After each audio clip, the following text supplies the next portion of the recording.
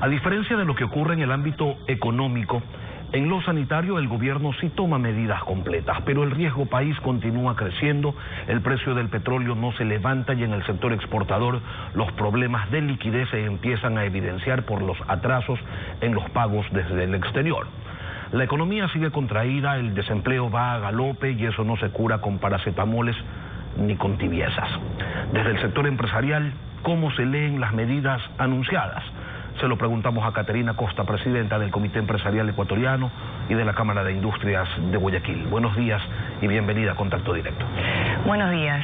Para contextualizar mi respuesta, creo que es importante recordar que la difícil y delicada situación por la que atraviesa el Ecuador y que preocupa a todos los ecuatorianos venía ya afectada por una baja en los índices de empleo adecuado provocada por el estancamiento en la economía nacional.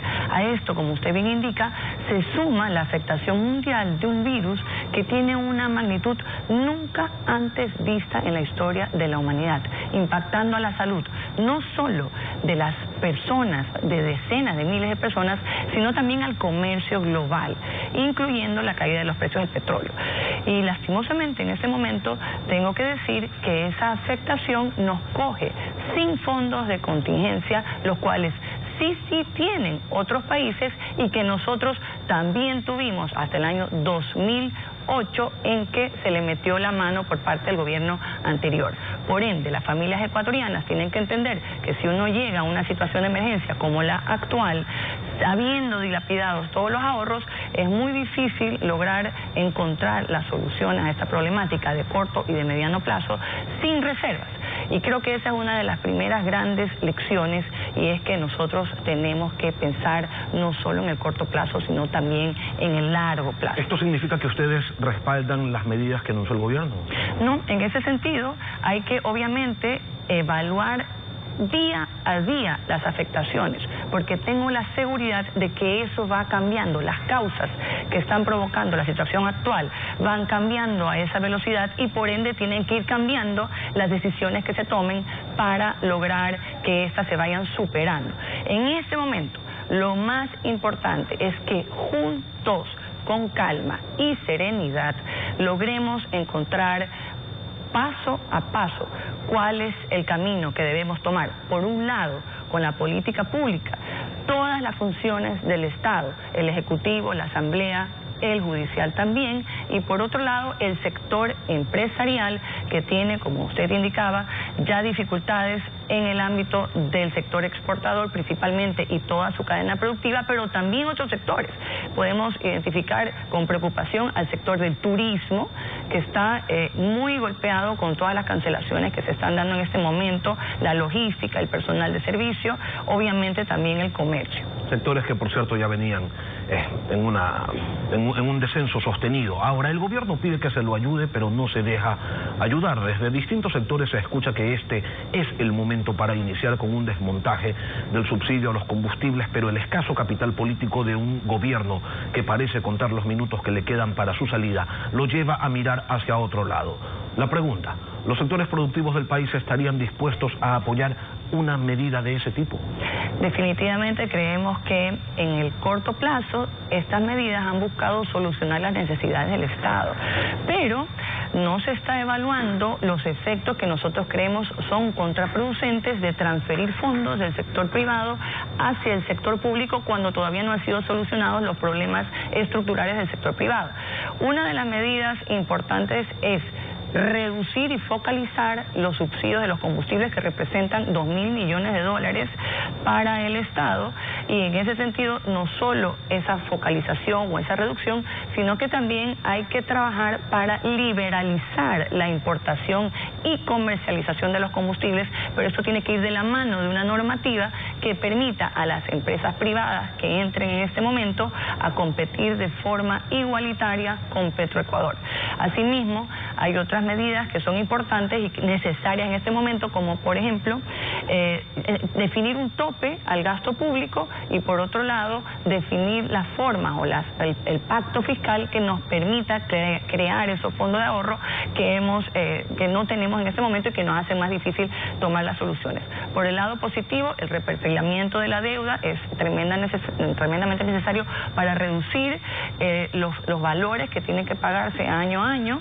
La reducción de la masa salarial es totalmente crítica. Tenemos un presupuesto al año 2020 de 35.500 millones de dólares, donde la masa salarial representa 9.000 millones de dólares. Eso definitivamente tiene que reducirse porque hemos visto un crecimiento acelerado desde el año 2007 a la fecha. A propósito de eso, ustedes han pedido de manera constante al gobierno que tome medidas definitivas encaminadas hacia la reducción del gasto público improductivo. Hoy, Lenín Moreno habla de austeridad y se plantean reducciones presupuestarias que por un lado generan un alivio en la caja fiscal, pero por otro lado no van a contribuir a la dinamización de una economía que necesita de incentivos, que se le inyecten recursos. Entonces, ¿cómo hacemos que cuadre lo uno con lo otro? Bueno, esta reducción de la masa salarial definitivamente sí representa un impacto en la liquidez del Estado. Otras que no son a corto plazo, sino a mediano plazo, como la optimización de las compras públicas y bienes y servicios. Esto afecta más bien un poco en el tiempo, pero es importante ya iniciar este camino porque en el presupuesto del Estado que mencionaba antes son 6.100 millones de dólares. Se ha dicho que se van a reducir 1.380 millones de dólares. Tenemos que estar muy pendientes de que eso efectivamente se haga para que eventualmente estos fondos sirvan para trasladarse hacia las inversiones públicas que son tan necesarias para el país. El gobierno insiste en contribuciones salariales y en gravar con un impuesto a los propietarios de vehículos de más de 20.000 dólares. Dos propuestas que van a encontrar reparos en la Asamblea Nacional, donde se sabe no hay nadie dispuesto a asumir ningún costo político. Los cálculos políticos están por sobre cualquier otra cosa. Se sabe además que el discurso del yo sí sé cómo hacerlo, el próximo año vota por mí para solucionarte la vida, está vigente. Entonces, ¿cómo hacemos para equilibrar las cuentas? Definitivamente que la difícil situación que atravesamos debe ser resuelta trabajando juntos y pensando en el Ecuador. Los 17 millones de ecuatorianos estamos siendo afectados por la situación actual y por ende hay que dejar de lado todo cálculo político y todo interés particular para que juntos, trabajadores, empleadores, sindicatos, gremios, la academia, el sector público, los asambleístas, juntos podamos asumir con responsabilidad nuestro rol, de tal manera que logremos girar el rumbo hacia donde va el Ecuador y buscar días mejores. La única solución es trabajar y trabajar para que el país produzca. Eso es actitud, pero ¿tienen ustedes como comité empresarial alguna propuesta en concreto que el Ejecutivo podría adicionar al proyecto que está preparando y que ya mismo remitirá a la Asamblea? Sí, a los problemas estructurales que tiene el sector productivo, que ya pues se ha hablado mucho, relacionados con la competitividad y el estancamiento de la productividad, además de la dependencia del petróleo.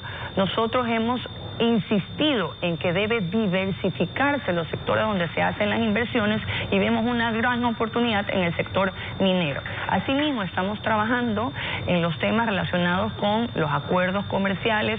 Yo creo que el Ecuador entero, con lo que se está viviendo, debe convencerse de que estos son necesarios, del que el camino que hemos iniciado para lograr esos acuerdos con México, con Estados Unidos, la Alianza del Pacífico, son importantísimos. Esta semana hemos presentado y trabajado con delegados de la Vicepresidencia de la República en los temas de tramitología. Hemos entregado una matriz inmensa.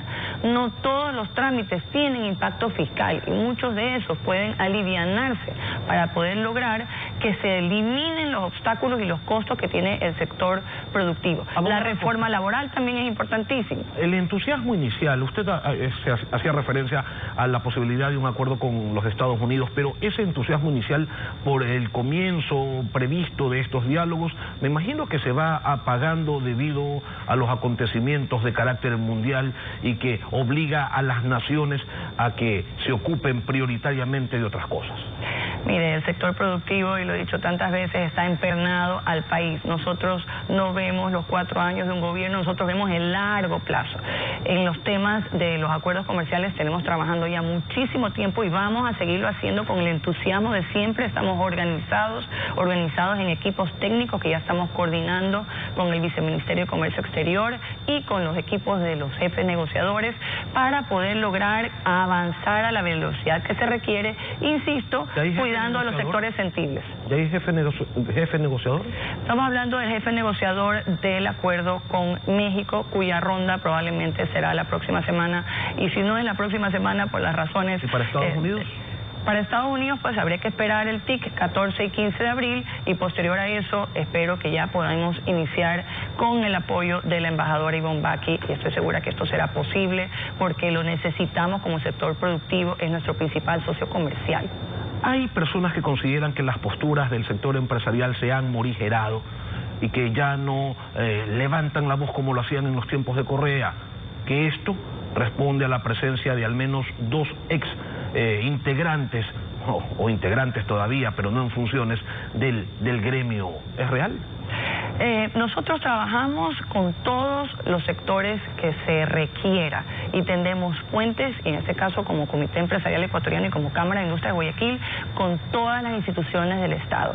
En otros países es normal que funcionarios del sector privado o personas del sector privado pasen al sector público y regresen, porque obviamente se necesita de ese aporte, de ese conocimiento de lo que sucede en la única forma de lograr crecimiento de un país, crecimiento sostenible, que es a través de la producción. Pero no es que los tiene frenados el hecho de que haya dos ministros y que antes formaban parte del comité empresarial. De ninguna manera, los diálogos son abiertos, hay formas de manejar la comunicación en este momento es muy delicada y obviamente se presentan las propuestas de forma técnica y propositiva al interno y al externo también en los casos que son necesarios. Caterina Costa, presidenta del Comité Empresarial Ecuatoriano, gracias por venir a Contacto Directo.